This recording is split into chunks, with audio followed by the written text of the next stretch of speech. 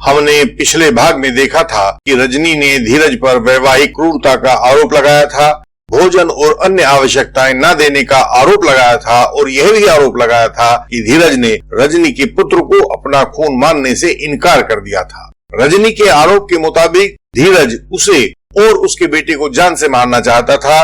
पिछली तारीख पर उसकी गवाही रिकॉर्ड हो गई थी कोर्ट में और आज वह क्रॉस एग्जामिनेशन के लिए कोर्ट में आई थी। एडवोकेट शर्मा क्रॉस एग्जामिनेशन शुरू कर चुके थे। आप सभी बंधुओं को यह ज्ञात होगा कि कोर्ट में क्रॉस एग्जामिनेशन आरोप के अलग अलग बिंदुओं पर किया जाता है।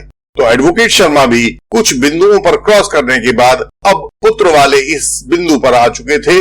डिफेंस काउंसिल ने पूछा, आपका पुत्र किस दिन पैदा हुआ था? रजनी ने बताया, मेरा बेटा 4 सितंबर 2014 को पैदा हुआ था। डिफेंस काउंसिल ने पूछा, 10/4/14 आप आरोपी के साथ क्यों गई थी? डिफेंस काउंसिल ने पूछा, रजनी जी जरा तारीख को याद करिए, अपने बेटे के जन्म से लगभग 6 महीने पहले 10 अप्रैल 2014 की तारीख पर चलिए, ध्यान दीजिए, आप आरोपी के साथ कहां गई थी और जाने का उद्देश्य क्या था? रजनी बोली, मुझे याद नहीं, पर मुझे घुमाने तो ले नहीं जाता था। काउंसिल ने कहा, हाँ सही कह रही हैं, यह आपको घुमाने नहीं ले गया था, लेकिन डॉक्टर प्रांजल पटेल के पास ले गया था जो उदयपुरा में है। रजनी बीच में ही बोल पड़ी, उस डॉक्टर को तो कुछ आता है नहीं, मुझे नुकसान पहुंचाने के लिए ही ले गया था वहाँ। डिफेंस काउंसिल ने कोर्ट को बताया कि वह डॉक्टर MBBS की डिग्री धारक है, वह उदयपुरा के अच्छे डॉक्टरों में गिना जाता है, वैसे भी वह इस मुकदमे में गवाह है, जब आएगा तो जनाब उसकी डिग्री वगैरह के बारे में तस्दीक कर सकती है। एडवोकेट शर्मा फिर से रजनी की ओर घूमे, उस दिन के पर्चे में डॉक्टर ने तुम्हें कुछ गोलियां और टॉनिक दिए थे और 15 दिन के बाद बुलाया था, क्या आपको याद है? रजनी बोली, मुझे याद नहीं। डिफेंस काउंसिल ने कोर्ट की ओर मुड़कर बोले, सर यह प्रोसिक्यूशन का ही डॉक्यूमेंट है, मैं प्रोसिक्यूट्रिक्स को इस डॉक्यूमेंट के द्वारा कन्फ्रंट करवाना चाहता हूँ, इसे कृपया एग्जिबिट कर दीजिए। यह डॉक्टर का पर्चा एग्जिबिट करवा दिया गया। इसके बाद एडवोकेट शर्मा बोले, यह देखिए प्रोसिक्यूट्रिक्स जी, आप हर 15 दिन में एक बार इस डॉक्टर पटेल के पास जाया करती थी, आप इस बच्चे के जन्म तक वहां जाती रही हो। वह बोली, नहीं, कभी कभी ले गया होगा। इस पर वकील साहब बोले, सर यह तो प्रोसिक्यूशन का ही डॉक्यूमेंट है, जो भी इसमें लिखा है वह सब एविडेंस में पढ़ा जाएगा। मैंने तो इस डॉक्यूमेंट को पहले ही एग्जिबिट करवा दिया है और आप देखिएगा कि इसमें उन सब तारीखों का उल्लेख है जिन जिन तारीखों पर यह प्रोसिक्यूट्रिक्स डॉक्टर पटेल के पास गई थी। जज साहब बोले, हाँ ठीक है, आप आगे सवाल पूछिए। डिफेंस काउंसिल बोले, रजनी जी क्या यह बात सही है कि आपने जानबूझकर यह बात कोर्ट से और पुलिस से सबसे छिपाई है कि आपके पुत्र का जन्म हॉस्पिटल में हुआ था? रजनी को यकीन नहीं हो रहा था कि वकील साहब को यह बात भी पता चल चुकी है, पर उनके हाथ में हॉस्पिटल का पर्चा देखकर उसकी झूठ बोलने की हिम्मत नहीं हुई। वह बोली, इसमें छिपाने की क्या बात है, ये तो हॉस्पिटल में ही हुआ था। काउंसिल गरज कर बोले, यह भी बताओ कि वह हॉस्पिटल डॉक्टर प्रांजल पटेल का ही हॉस्पिटल था? मरीज के हस्ताक्षर की जगह अपने ये हस्ताक्षर पहचानती हो? पॉइंट ए पर देखो, उन्होंने हॉस्पिटल का पूरा जन्म रिकॉर्ड रजनी के सामने रख दिया। रजनी से न बोलते मन रहा था न चुप रहते। वह बोली कि हाँ, जहाँ जहाँ हॉस्पिटल के काउंटर पर बोला गया था मैंने साइन कर दिए थे। डिफेंस काउंसिल ने अपनी पकड़ मजबूत बना ली थी। यह देखिए, आपका अटेंडेंट आपका पति था, यही धीरज शुक्ला जो इस समय आरोपी के स्थान पर खड़ा है। प्रोसिक्यूट्रिक्स बोली, तो इसमें क्या हुआ, कोई और तो घर में था नहीं, तो यही रहता। डिफेंस काउंसिल ने हॉस्पिटल का रिकॉर्ड सामने रखा। बोले, रजनी जी चाहो तो इसे खुद पढ़ सकती हो, देख सकती हो, और चाहे तो मैं इस रिकॉर्ड को आपके लिए पढ़ सकता हूँ। आप 1/9/2014 से 6/9/2014 तक हॉस्पिटल में रही, क्या यह बात ठीक है? वह बोली, हाँ 3-4 दिन रहना पड़ा था। काउंसिल बोले, 3-4 दिन नहीं, पूरे 6 दिन, क्या यह ठीक है? वह बोली, हाँ 6 दिन रही थी। डिफेंस काउंसिल ने कहा, यह क्रेडिट कार्ड दी, यह क्रेडिट कार्ड का नंबर जो आपके पति का क्रेडिट कार्ड है इस हॉस्पिटल की डिस्चार्ज स्लिप में भी है। क्या बिल आपके पति ने अपने क्रेडिट कार्ड से दिया था? मुझे नहीं पता, बिल तो इन्हीं देना था। अब तक डिफेंस काउंसिल अपने पूरे रंग में आ चुके थे। वह बोले, यह देखिए, यह आपके बेटे का वैक्सीनेशन कार्ड है, इसमें आपके बेटे का जन्म के समय वेट, लेंथ और उसका एडमिशन नंबर लिखा हुआ है। इसे 7 नंबर वाले बेबी बेड पर लिटाया गया था। तब शिकायतकर्ता महिला के सामने हाँ में सिर हिलाने के सिवाय कोई दूसरा चारा नहीं था। डिफेंस काउंसिल कोर्ट में गरज रही थी, मैडम रजनी, आपने यह सारी जानकारी अपनी शिकायत में नहीं दी थी। आपने यह जानकारी इन्वेस्टिगेशन के दौरान पुलिस से भी छिपाई थी। जब आप कोर्ट में आई थी तो आपने सच बोलने की शपथ ली थी, लेकिन आपने सच नहीं बोला, आपने सच को छिपा लिया।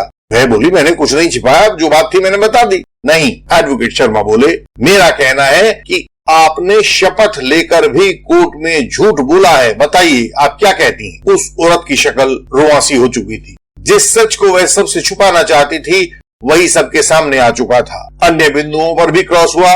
उस झूठी प्रोसिक्यूट्रिक्स के एक एक झूठ को कोर्ट में उजागर कर दिया गया। क्रॉस एग्जामिनेशन के अंतिम चरण में प्रोसिक्यूट्रिक्स ने रोना शुरू कर दिया और संयोग की बात, उस दिन जज साहब की कुर्सी पर स्वयं एक महिला विराजमान थी। उन्होंने उसके रोने को ताड़ लिया, उसको डांटा। पहले सच नहीं बोलती हो, झूठ बोलती हो, और जब झूठ पकड़ा जाता है तो रोने लगती हो। उन्होंने उसको डांटकर चुप करवा दिया। फिर उसके पिता का, भाई का, सबका क्रॉस एग्जामिनेशन किया गया और सबके मुंह से सच को खींच खींच कर बाहर निकाला गया। सारा कुछ फैक्ट, सारा कुछ सत्य कोर्ट के सामने रिकॉर्ड पर टाइप कर दिया गया था। फाइनल आर्ग्यूमेंट्स के समय डिफेंस काउंसिल ने कोर्ट के सामने अपना पक्ष रखा कि जो पति बच्चे के जन्म से 6 महीने पहले से पत्नी को नियमित स्वास्थ्य जांच के लिए ले जा रहा है, उसे दवाइयां और टॉनिक दे रहा है, अपनी आर्थिक सामर्थ्य से बाहर जाकर भी अपनी पत्नी का प्रसव एक प्राइवेट हॉस्पिटल में करवा रहा है, प्रसव काल में स्वयं उसका अटेंडेंट बन रहा है, छुट्टी ले रहा है अपने स्कूल से, उसकी सेवा करता है, सारी की सारी हॉस्पिटल की फीस वह अपने क्रेडिट कार्ड से जमा करवाता है। एक भी पैसा इस पत्नी से नहीं लिया गया है। वह पति, इतनी देखभाल करने वाला पति, इतने लंबे समय तक और लगातार देखभाल करने वाला पति अपनी पत्नी पर क्रूरता कैसे कर सकता है माय लॉर्ड? बल्कि क्रूरता तो यह पत्नी कर रही है जो अपने पति के इतने प्रेम, समर्पण और सेवा का बदला ऐसे झूठे आरोप लगाकर दे रही है। जिस बालक की वह जन्म से पहले देखभाल कर रहा था, जन्म के समय स्वयं उसकी सेवा में रहा, जन्म के बाद उसकी वैक्सीनेशन, टॉनिक और दवाइयों का खर्च उठा रहा है, वह कैसे उस बालक के ऊपर अत्याचार कर सकता है? इस बालक के प्रति तो आरोपी में अपार ममता और स्नेह दिखाई दे रहा है माय लॉर्ड। कोर्ट ने आर्ग्यूमेंट सुनने के बाद ऑर्डर रिजर्व कर लिया और लगभग 8-9 दिन के बाद फैसला आया। हम सब फैसले की राह देख रहे थे। आरोपी को बरी कर दिया गया था। प्रोसिक्यूट्रिक्स के लिए कोर्ट ने चेतावनी जारी कर दी थी, यदि भविष्य में कानून का ऐसा मिसयूज किया तो कठोर कार्रवाई की जाएगी। आज ऐसे अनेक लोग हैं जो झूठे आरोपों के लग जाने से निराश हो चुके हैं। हम उनके मन में आशा की किरणें पैदा करना चाहते हैं, हम उनके सम्मान को लौटाना चाहते हैं। झूठे आरोप लगाना बहुत आसान है। कोई भी किसी भी मुकदमे में झूठे आरोप लगा सकता है। रेप का झूठा आरोप लगा सकता है, शादी के बहाने रेप का झूठा आरोप लगा सकता है, 498 आईपीसी का झूठा आरोप लगा सकता है, घरेलू हिंसा या डोमेस्टिक वायलेंस का झूठा आरोप लगा सकता है। ये सब कानून के दुरुपयोग हैं और अनेक महिलाएं आजकल इस तरह कानूनों का दुरुपयोग करती पाई जा रही हैं। अदालतों ने भी इस बात को महसूस करना शुरू कर दिया है और उसे अपने फैसले में नोट भी करना शुरू कर दिया है। झूठे आरोपों की एक मुश्किल यह होती है कि उसे लगाया तो आसानी से जा सकता है, लेकिन उसे साबित नहीं किया जा सकता। यदि सही ढंग से आरोप लगाने वाले का क्रॉस एग्जामिनेशन किया जाए तो झूठ अपने आप फूट फूट कर बाहर निकलने लगता है। आप पर यदि कोई झूठा आरोप लग गया है तो हमें बताएं, हम आपके साथ सहयोग करने के लिए वचनबद्ध हैं। हमारे इंडियन लीगल सिस्टम के सदस्य बने और अपने कंप्लीट डॉक्यूमेंट्स हमें व्हाट्सएप या मेल द्वारा भेजिए। हम आपके साथ हैं। हमारी संस्था के सदस्य बने। यदि आप फीस पे करने की स्थिति में नहीं है तो फीस में उसी तरह की छूट आपको दी जाएगी। जरूरी हुआ तो हम आपके लिए, आपके एडवोकेट साहब के लिए क्रॉस एग्जामिनेशन को तैयार करके आप तक भेज देंगे, ताकि आपके लोकल एडवोकेट जब प्रोसिक्यूट्रिक्स का क्रॉस एग्जामिनेशन कर रहे हो तो उन्हें उसमें सहायता मिले और झूठी प्रोसिक्यूट्रिक्स को कोर्ट में बच निकलने का कोई मौका नहीं मिले। आप हमारे YouTube चैनल को लाइक कीजिए, शेयर कीजिए, सब्सक्राइब कीजिए। आप नीचे दिए गए बेल आइकन को प्रेस कीजिए ताकि सभी आने वाली नई वीडियोस आपको मिलती रहें। आप हमारे YouTube चैनल की सब वीडियोस को देखिए। हर एक वीडियो में कोई ना कोई खास पॉइंट अवश्य है, उसे मिस नहीं कीजिएगा। हम अगली वीडियोस में आपसे फिर मिलेंगे, तब तक के लिए प्रणाम।